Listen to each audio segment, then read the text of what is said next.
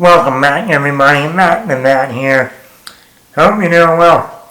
So today is the 15th anniversary of Robin Hood, which came out on May 14th, 2010. I saw it. I know I saw it. I was in college down in Savannah, and I went and saw this movie on that Saturday, or probably that Friday. I mean, we don't have school. We didn't have school on Fridays, even though we didn't have school on Fridays.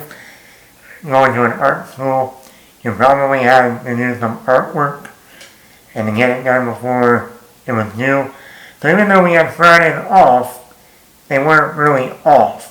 But it was spring quarter. We had only a couple weeks left in the quarter.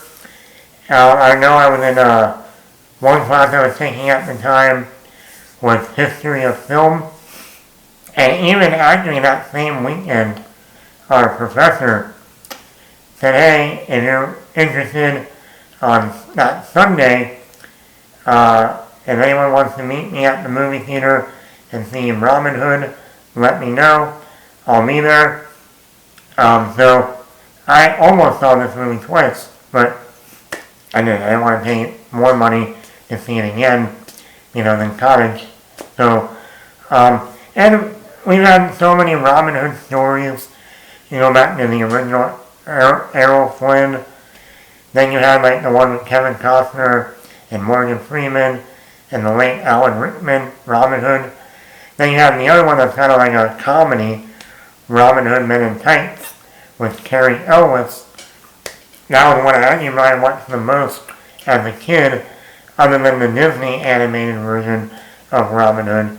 And they've done some other ones, I think recently they did one with Taron Egerton and Jamie Foxx.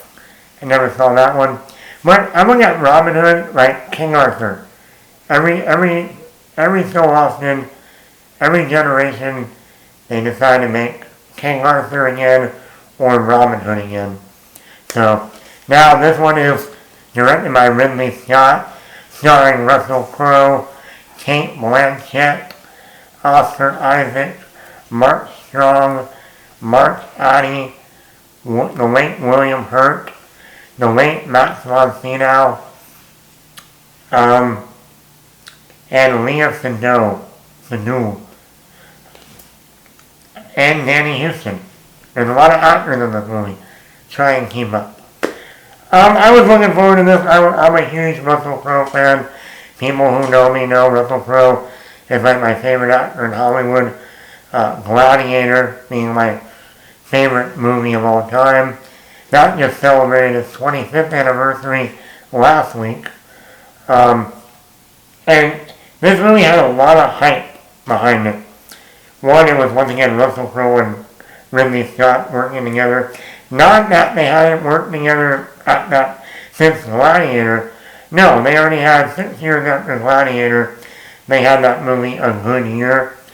The wine tasting, the wine Italy movie with Marion Cotillard and Albert Finney and little Freddie Highmore. I actually liked that movie. And then he followed it up again the year after with American Gangster with Denzel Washington. Awesome movie. And then after that, the year after that, in 2008, he did Body of Lies with Russell Crowe and Leonardo DiCaprio, which I also think is actually a pretty good movie too. So it's not like they hadn't worked together since Gladiator. No. They have. But this was like that epic battles and a hero rising up like in Gladiator. And it was like, and a little bit of Braveheart thrown in there. And it's like, oh, could this be the next Gladiator? And the trailer made it so epic. Like, you're watching the trailer and you go, oh my god, this might be the second greatest thing ever since Gladiator. Now, was it? No. And I'm going to be honest, I remember when this movie came out, And after the movie came out and I saw it, it was not well received. Number one, a lot of people thought, oh, they're making a Robin Hood movie, cool. When this movie actually is a prequel to the actual Robin Hood story. This deal with Russell Crowe coming back from the Crusades, something that Ridley Scott was something he's very passionate about. I mean, he made a whole movie 5 years prior called Kingdom of Heaven that dealt with the Crusades. And I think in another movie he had the Crusades also. So he was very passionate about that history. And Russell Crowe's character comes back from the Crusades. He gets mistaken for Robin Longstride, and he gets caught up with this family, pretends to be this son that he really isn't, and so on and so forth. But it's a prequel.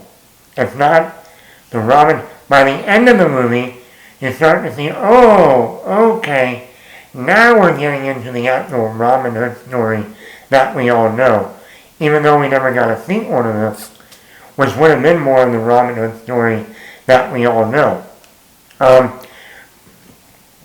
like I said, people thought it was going to be this giant epic movie like The Gladiator. It wasn't. They had some great epic battles, in the early part of the movie. There's an epic battle there. The third act, there's a battle by the shore. So there are some epic, battles in the movie. I'm not saying there aren't. Well, people were expecting something more. I think Russell Crowe did a great job in here. Cate Blanchett, she can never go wrong. And actually, going back and watching the movie about a month ago, I really haven't watched this movie that much in the 15 years since it came out. But even going back and watching it, since it's been so long since I have watched it, I actually appreciated it more than I did when I first saw it. I think a lot of that has to do with we haven't gotten these epic movies in a long time. We just had Gladiator 2, but even going back and watching Gladiator 2, I would much rather watch Robin Hood than Gladiator 2. Ridley Scott as a director. The only movie that has actually been, up here was The Martian with Matt Damon back in 2015. And that was 10 years ago. So, after Robin Hood, he did Prometheus. He did that one with Javier Bardem. That was awful. He did The Martian. He did All the Money in the World. He did Alien Covenant. He did, he done the, what was that other one? With Christian Bale, Joe Edgerton, Exodus. That was supposed to be an epic movie, and it wasn't. But yeah, ever since this movie, the only really, and I like Prometheus, don't get me wrong, and I even like Alien Covenant. But those aren't the best Alien movies either. The Martian has been the best movie he's done in 15 years. And then like that, I go back and watch Robin Hood, and I'm like, this is not a bad film. The acting is good by Russell Crowe, like always. Cate Blanchett is good, like always. And then some of the battle sequences are good. The music, the score in this movie, that's the thing I really paid attention to this time around. And he has a great score in the film. And then you watch the movie and you realize, like, William Hurt, he's passed away. Matt Sydow, he's passed away.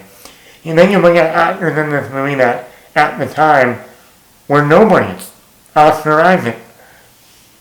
Oscar Isaac was a nobody at the time. This was before Drive with Ryan Gosling. This was before The Bourne Legacy with Jeremy Renner. This was before what we know Oscar Isaac for now. This was like at the beginning of his career. Then like I think you look at like Leah Sydow, This was also even before he showed up in like Mission Impossible Ghost Protocol, or in the last two Daniel Craig and James Bond movies. And even Mark Strong, he's another one. He played like the villain in this movie. He was just coming off of Kick-Ass. But even him in the Sherlock Holmes movie, but once again, he also wasn't a huge name yet at the time. So you have, if you can go back and watch some of these movies, Mark Addy as the Friar Tuck. This was before Game of Thrones. So it's so interesting to go back and watch a movie like this now and go, yeah, that actor who's famous now was a nobody 15 years ago. That actor, those two famous actors are dead now. William Hurt, that's Sydow. I mean, it's really, And the other great thing about this movie, it was shot on location. Most of the movie takes place exterior, outside. And there's no CGI, no green screen. And it's like, yeah. You watch Gladiator 2 now, and even though they say, oh, we used a lot of practical stuff, there's a lot of CGI in that movie. Every fucking animal in that arena is CGI. A lot of the green screen. And it's like, yeah, why don't we go back to how things, used to be. Actually shoot on location. So yeah, I wish this movie came out in the middle of like Iron Man 2 just came out at that time. Then I know they were going to have like The Prince of Persia was coming out around that time too with Jake Gyllenhaal. They had a Disney movie based on a video game. It was like just coming off of Iron Man 2. It was kind of right in the middle of all that. It was with the not so great word of mouth. The movie didn't make as much money as they wanted to. And I'm kind of bummed. Like I said, I would have loved to see what they would have done with the sequel to this. Would they have done the traditional Robin Hood story? Or would they have, done a little bit of a misdirect? I don't know. But it would have been cool to see Russell Crowe return, Cate Blanchett return, Oscar Isaac taking on that villain role now. But yeah, we never got a sequel. I am kind of bummed. But let me know in the comments below. Are you a fan of Robin Hood? The Ridley Scott, Russell Crowe version? Did you see this back in 2010? I did. Would you have wanted a sequel? I would have. Or let me know, what is your favorite Robin Hood movie? Is it this one? Is it the Kevin Costner one? Is it the Cary Elwes one? Or is it the original Errol Flynn one? Or the Disney animated version one? Like I said, there's a lot of Robin in the hood. So which one are you in your hood? I have no idea where I was going with that. But anyway, Matt, I'm out of here. Hit the like button, hit that subscribe button. Let me know in the comments below.